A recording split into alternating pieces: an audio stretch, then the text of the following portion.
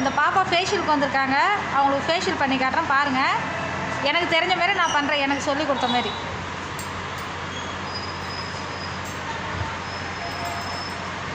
First கையை இப்படி ரிவர்ஸில் சுற்றுங்க. சில பேர் இப்படி சுற்றுவாங்க, நம்ம இப்படி தான் பின்னாடி தான் இப்படி ரொட்டேட் பண்ணணும். பாருங்கள், இப்படி பண்ணால் தான் அந்த சதை வந்து இப்படி திரண்டு அழகாக வரும்.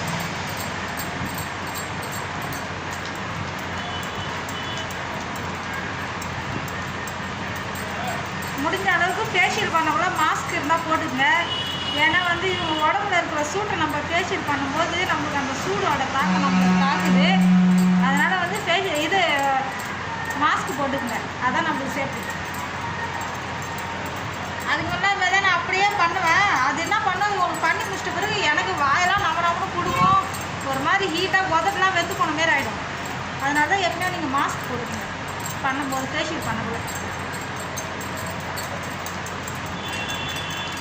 இது ரிவர்ஸில் சுற்றுங்க. இந்த நெத்தியில் தீட்டக்குள்ள இந்த கட்டை வரல வச்சு தீட்டுங்க. புருவத்தை வந்து இப்படி எடுத்து விடுங்க. நான் எப்பவுமே வந்து முகத்துக்கு வந்து இந்த ப்ளீச்லாம் யூஸ் பண்ண மாட்டேன். இந்த ஃப்ரூட்ஸ் ஐட்டமாக தான் நான் போடுவேனே. எல்லாருக்கும் ஃபேஷியல் ஆகிடும். யார் வந்தாலும் அவங்களுக்கு அந்த மாதிரி தான் போடுவேன். எந்த ஒரு சைடு எஃபெக்ட்ஸும் வராது. இந்த ப்ளீச்லாம் பண்ணாதீங்க. அதெல்லாம் முகம் வந்து உடனே வெள்ளையாக இருக்குமே தவிர, ஆனால் பின்னாடி ஃபுல்லாக எஃபெக்ட் காட்டும். அதெல்லாம் பண்ணாதீங்க, ப்ளீச்லாம் பண்ணாதீங்க. ஏன்னா முகன்றதுனால நம்ம நல்ல பொருள் தான் பண்ணணும். தேய்ச்சிட்டு இப்படி இது பண்ணுங்க, முகத்தை ஃபுல்லாக அப்படி ரொட்டேட் பண்ணுங்க.